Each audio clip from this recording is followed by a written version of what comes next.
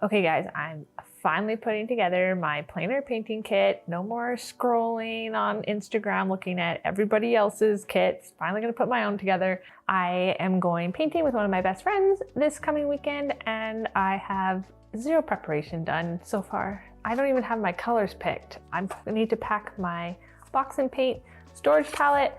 That will go in my Strata easel, which I have a discount code for you guys, so keep watching for that.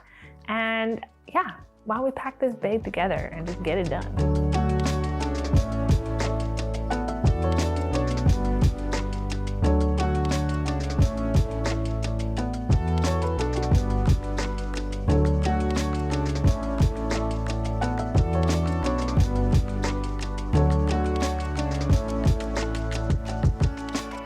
Okay, so I'm not gonna lie, choosing my color palette for plein air was not an easy task. I did some research on what different artists were using. I also asked some other plein air painters that we had painted with last year, my friend and I. So they were super kind to share some of their palettes. That was really helpful. It's the reason why I put yellow ochre in. I wanted to make sure that my bases were covered essentially. So when I go into the field, I don't have my mixing station right here with all my paints.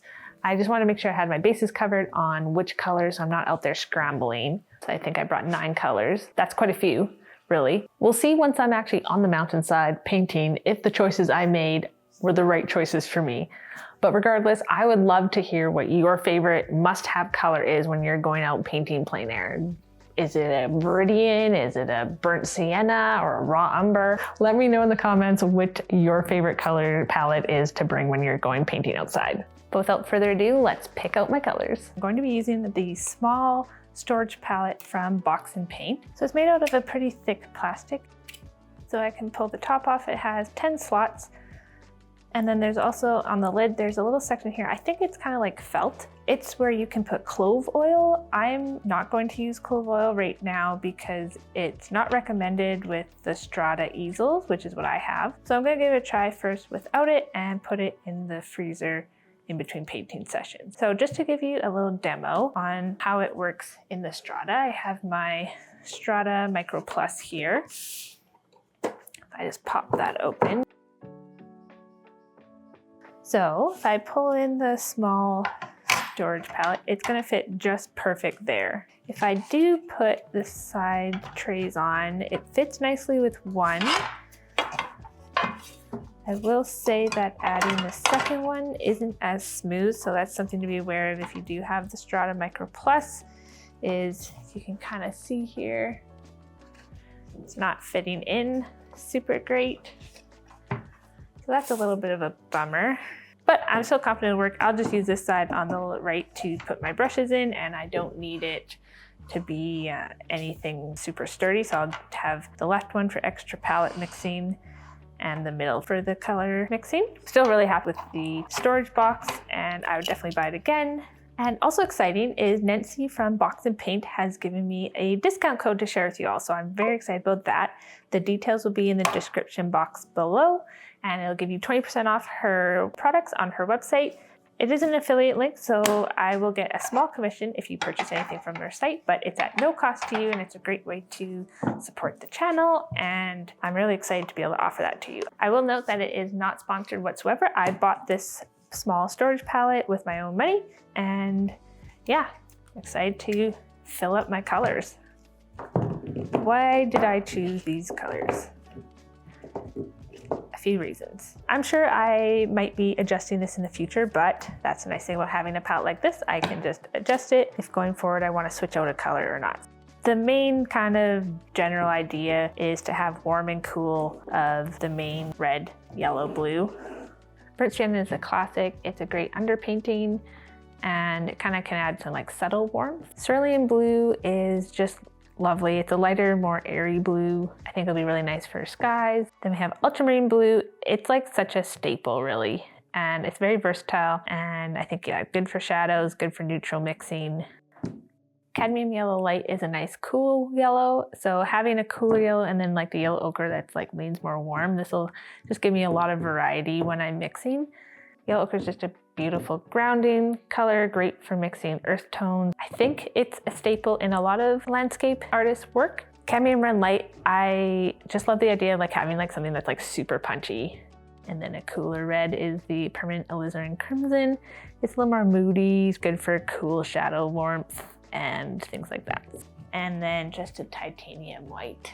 These colors were kind of some of my wild cards, and I'm not sure if I should replace either of these with one of these three. Now, I just love having a really fun, punchy pink. I just think it adds a lot of brightness, but I also don't want to unnecessarily take up a spot with an occasional use. Like I feel like, yes, I have 10 spots. I might double up on one of them, but I do want everyone to be purposeful. I also love this Indian yellow from Michael Harding. It's my only Michael Harding paint and I love it so much. It's one of my favorite colors, period. And I'm not sure if it's just because the color is so beautiful or if the paint is just that amazing. But I'm also tempted to put this one on because it's more transparent than these two. I feel like it feels quite different. I don't know. Is it good to have browns? These ones are just, yeah, nice. This one's I actually used this quite a bit last time I went painting and I really enjoyed it. Okay, so I'm gonna put these two aside. I think those are for sure no's. But now it's kind of down to these four of which one I should add. And it's also the order, do you go white, yellows, reds, blues? Well, I know for sure I'm gonna use this and I should probably put it on the end. So, and I also know for sure I'm bringing these two. I know for sure I'm bringing these two. These two I'm also pretty confident. So it's basically just these ones. But then if I did that, I would probably put that one there and then the white. But then burnt sienna is really nice. I'm wondering if I should leave out the Viridian. What do I think about that? I think that one might be a no. Okay, so I have 1, 2, 3, 4, 5, 6, 7, 8. I do think I probably need the burnt sienna. Cool on the left, warm on the right. I'll do 2 containers of white and I'll do 1 of each of these. That is the plan. Okay, so let's actually put these onto the palette. I am going to put down some palette paper. I have heard it's a little tricky at times to fill the small one, so I have my palette knife.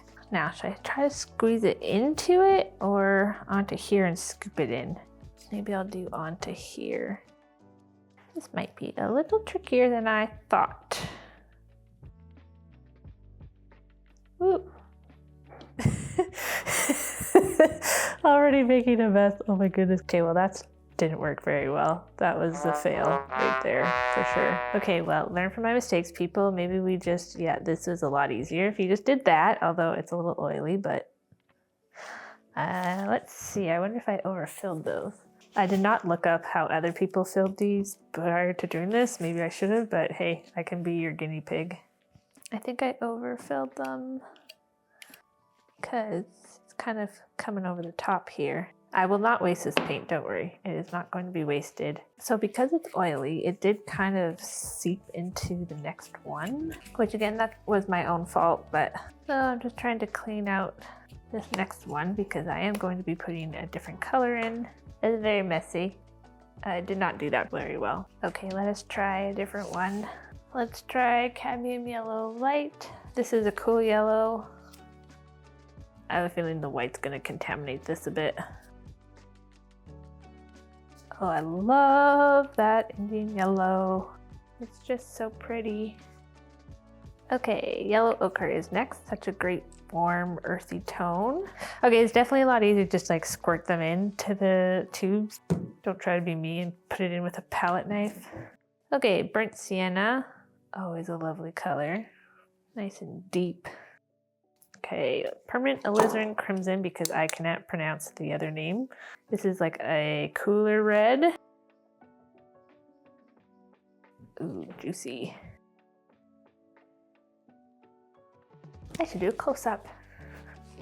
Do you want to see that? That's where we are so far. Oh, I'm really regretting that white. I'm not doing it now, but I wonder if I should have taken it out and tried again. Oh well.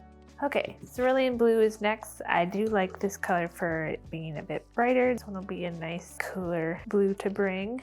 And ultramarine blue, as you can see, I use this one quite a bit. I just recently got a Walt Seymour back barrel blue that's really gorgeous, but I'm gonna stick with my good old ultramarine blue from M. Graham. What was my extra color? Because I do have one more. So I have a cool, warmer brown. Oh no! Oh, I forgot to put this one here. Oh my goodness. Kind of bothers me, but I also don't want to take them out now. I got distracted. Oh well, roll with the punches. Ooh, I love that color. So good. So there we have it. My kind of messy, a little overfilled. So lessons from filling the small box and paint storage palette is take your tube, squeeze it directly into the slot. Don't try to muck around with a palette knife. It will not work. At least it didn't work when I did it. I'm a little nervous to put the top on because I feel like it's going to be so messy. Also, my other tip would be line them up and actually keep them in the proper order. The one thing I am a little unsure about with this small is do you think that's enough paint? But I guess I can always refill it. Okay, I'm back with Q-tips and clean gloves, and let's see if I can tidy this up just a little bit. So yeah, be careful around the sides. They're a little tricky with a little slot there if you overfill them. Okay, well that's not terrible, I guess. Well, moment of truth. Should we put the lid on, call it a day? Should we try opening it and see how that goes?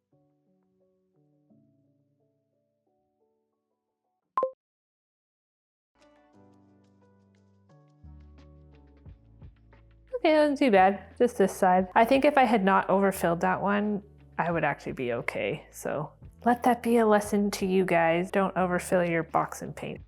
Now, when I bring this painting, I am going to put it inside a plastic bag. I was already planning on doing that, but this triple reminds me to. I'm also going to grab an elastic. So just to be on the super safe side, I am going to put an elastic around this. One thing I am wondering is how it will work when it's in my backpack. I was not planning on storing it upright like this. So do I like that or do I not like that? I don't like how that looks. Maybe that's better. Seems pretty sturdy. Way better than carrying these. These are heavy, man. Especially because I was bringing even if you bring 5, that is a good chunk of weight. So this is way lighter. So there's my box and paint. That was a bit of an adventure. Okay, so why plein air? Why do I want to go paint outside where there's bugs and hot sun and weather of all types? Well, that's part of the reason. It's just full of life. And I think sometimes we take for granted the fact that we can go outside and paint, particularly with oil paints. I was reading a book recently called Rembrandt is in the Wind by Russ Ramsey, and he talks about the fact that painting outdoors was something that was facilitated by a technological advancement, which was the paint tube. Before that, artists had to grind their paints themselves in the studio. So painting outdoors was something that wasn't as accessible.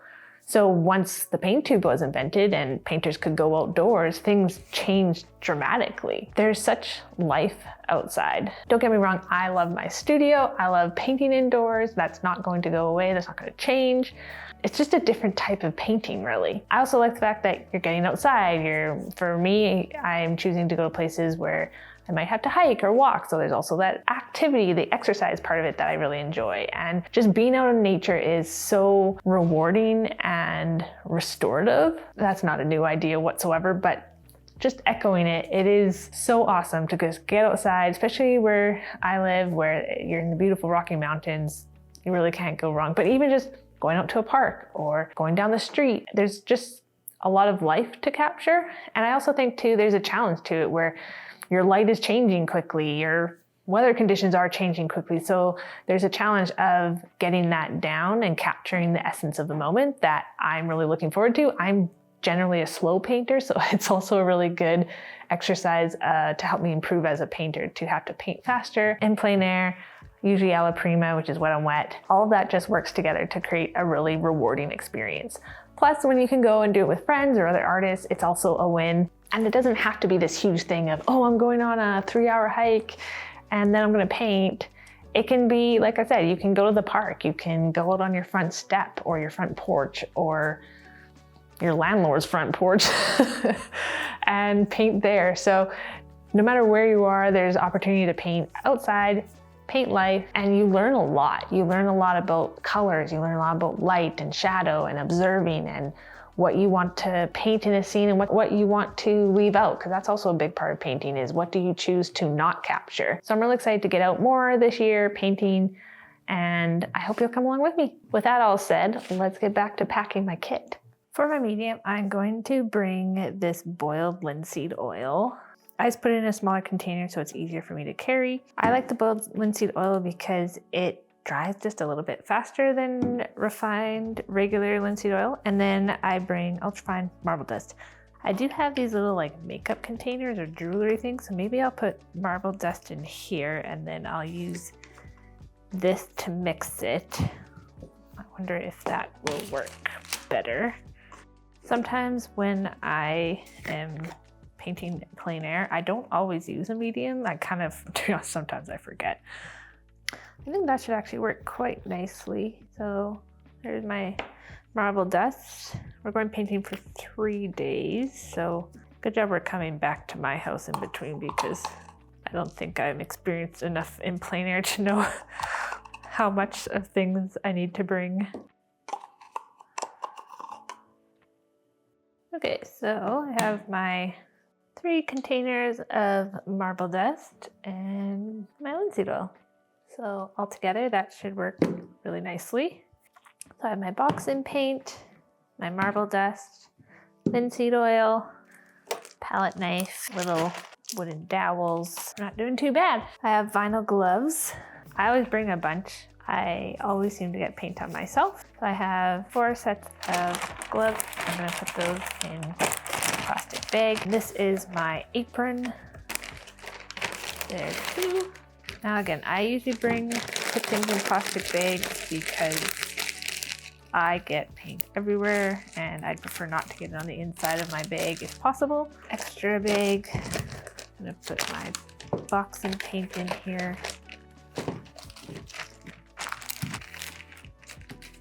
Again, I'm sure there's probably better ways to do this, and I look forward to learning what those better ways are. But for my first kit, this is not too bad. And I have obviously my Strata easel, a palette knife that I always bring with me.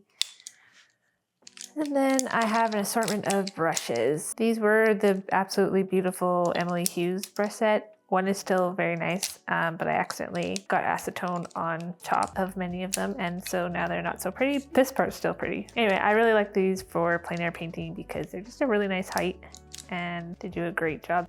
These are going in their own bag because I will 100% get that dirty. Okay, so there's that one. Bag for the linseed oil, because no one wants linseed oil leaked everywhere. Been there, done that, don't want to do that again. And then I'm going to throw my marble dust into one. That. I always bring an extra bag for garbage. Garbage in, garbage out when you're painting outdoors for sure. And then I am going to see if I can get my dad to cut this down so it's not so big. I don't know entirely what terrain we're going to be in, so I'm going to bring these feet for my tripod. Speaking of tripod, I have that here. Always important to bring your bear spray when you're going out in the Alberta Rocky Mountains, so that's essential. My dad made this for me. It's a wet palette carrier. And I have 3 panels in it. So these are the gesso boards. You can see. I wanted to bring one that was toned already, so I've had this has been toned for months. So yeah, so there we go. Goes in like that. And then I somehow have to fit it all into my day pack because I don't have a bigger bag. To be honest, I kind of feel like I am forgetting something, but I'm not sure what.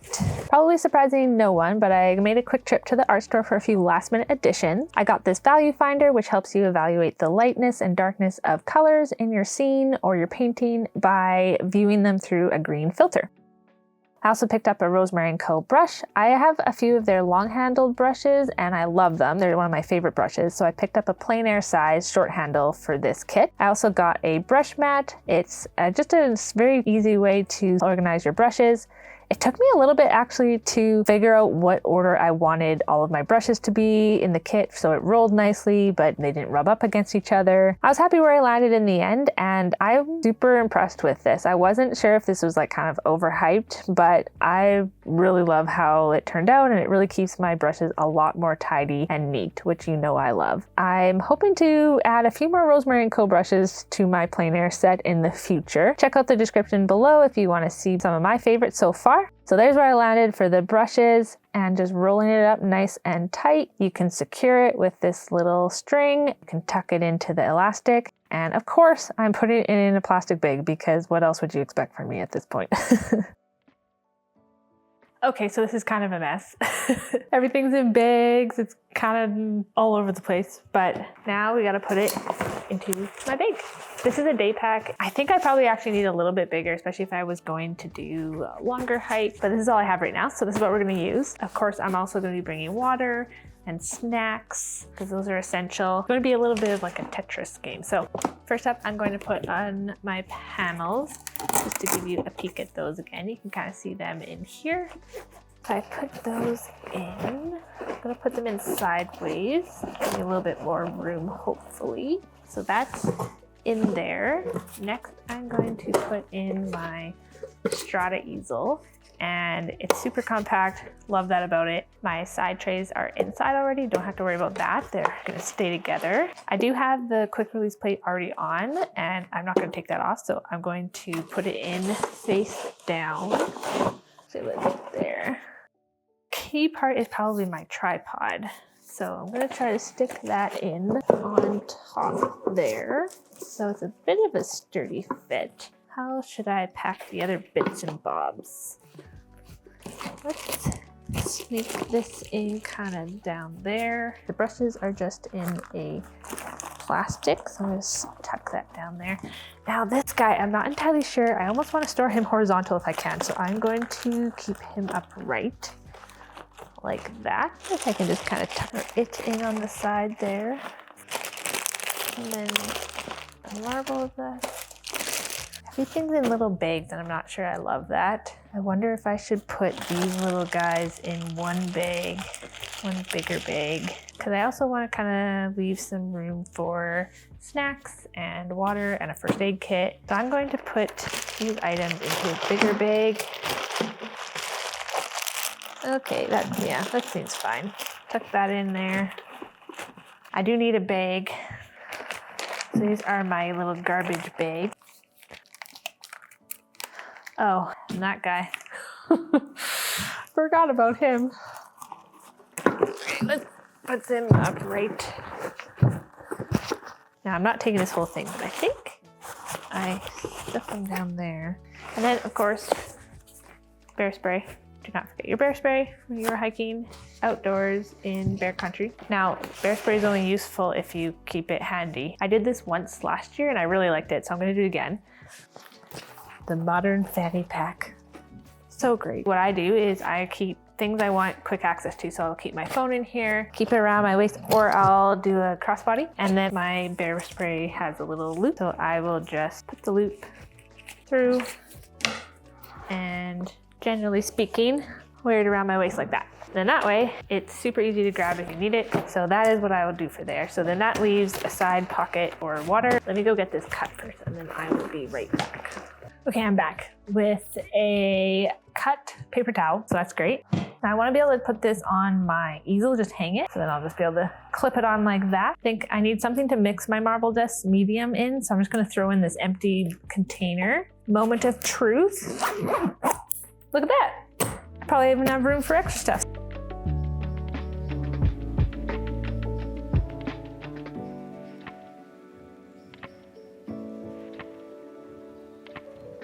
Oh, I also have my hiking poles. I don't know if I'll need them for this trip or not, but it's always good to have them on hand. I'll probably have to check my list to make sure I got everything, but this is my pack so far. So that's my plein air painting kit coming to you from my rather chaotic studio. I hope you enjoyed this video. If you did, please consider subscribing and giving it a thumbs up, and I will take you along with the journey as I go plein air painting this year. One thing I did want to leave you with and just like encourage you with is it doesn't have to be fancy. You don't need a full-on kit like I have here. You can just start with a picnic blanket and a sketchbook, right? Like last year when I was painting with oils, I started with an iPad tablet stand that I borrowed from my mom. That was from the dollar store, and a picnic blanket. So start small and then slowly build your kit up to something that you are excited to use. Like I'm really excited to use this kit. I'm excited to see what I need, maybe what I didn't need, and see how it goes from there. So I will catch you later, and as always, happy painting. See ya.